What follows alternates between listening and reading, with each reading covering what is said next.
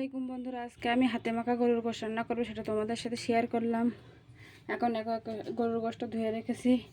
এখন দিয়ে দেব পেঁয়াজ কুচি, দিয়ে দেব গোটা মশলা। এখানে আছে দারচিনি, এলাচ, লবঙ্গ, তেজপাতা। দিয়ে দেব আদা বাটা ও রসুন বাটা। দিয়ে দেব স্বাদ মতো লবণ, আর দিয়ে দেব পরিমাণ মতো হলুদের গুঁড়া। দিয়ে এটা ভালোভাবে হাতে এখন মেখে নেব।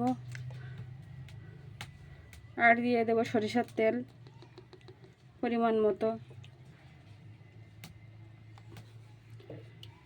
দিয়ে হাতে ভালোভাবে মেখে নেব। আমি এখানে ঝালটা দেইনি, কারণ আমার হাতটা কেটে গিয়েছে, এজন্য ঝালটা পরে অ্যাড করব। ভালোভাবে হাত দিয়ে মেখে ম্যারিনেট করে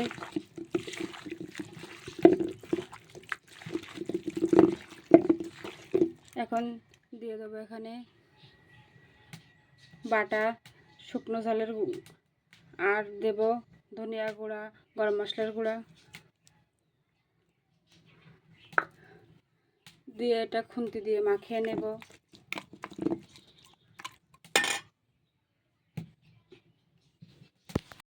আমি সব রকম বাটা মশলা, গোটা মশলা দিয়ে মাখিয়ে নিয়েছি। আমার হাতটা কাটা, এজন্য আমি খুন্তি দিয়ে মাখিয়ে নিয়েছি। এখন দিয়ে দেবো অল্প একটু পানি। অল্প একটু পানি দিয়ে এটা এখন চুলাইতে বসিয়ে দেব।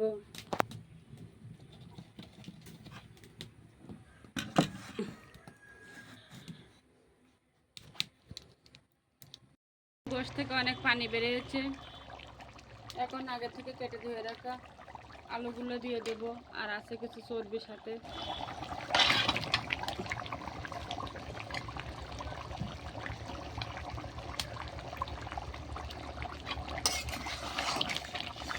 দিয়ে এটা ভালোভাবে কষিয়ে নেব। এখন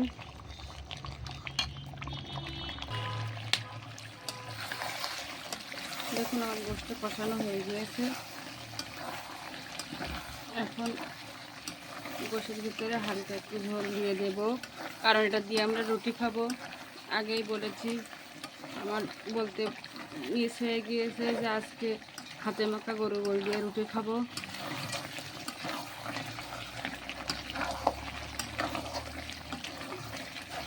দেখুন গোশতটা খুব সফট হয়েছে।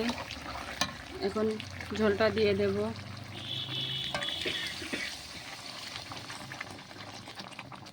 যেহেতু রুটি খাবো, তাই একটু ঝোল রাখবো। আমার গোশত হয়ে এসেছে। এখন হালকা একটু ভাজা গরম মশলার গুঁড়া দিয়ে নামিয়ে ফেলবো, হালকা একটু জাল করে। আজকে গোশত একটু ঝোল রাখবো, কারণ রুটি ভাবে আজকে রাতে। গোশত এখন নামিয়ে ফেলবো। সবাই ভালো থাকবেন, সবাইকে আল্লাহ হাফেজ। এখন রুটি বানানোর জন্য আটাটা মেরে নেব। দিয়ে দেব লবণ,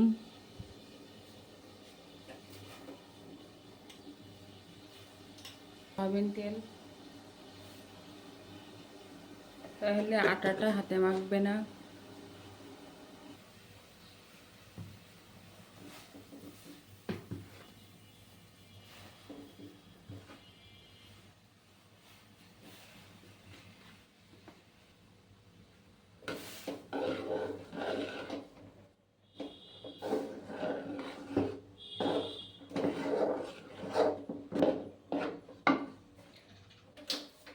আটাটা মারা হয়ে গিয়েছে, এখন ঠান্ডা করে নেব।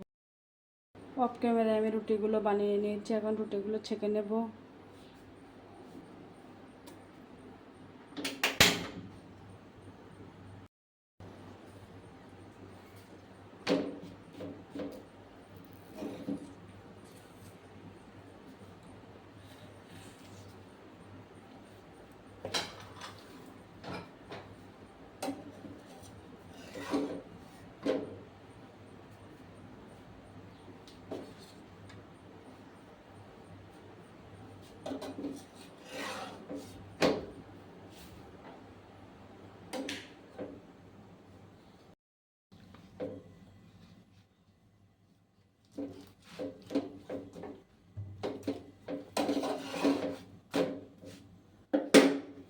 রুটিটা ফোলার জন্য পরিষ্কার ন্যাকড়া দিয়ে চেপে চেপে ধরবো।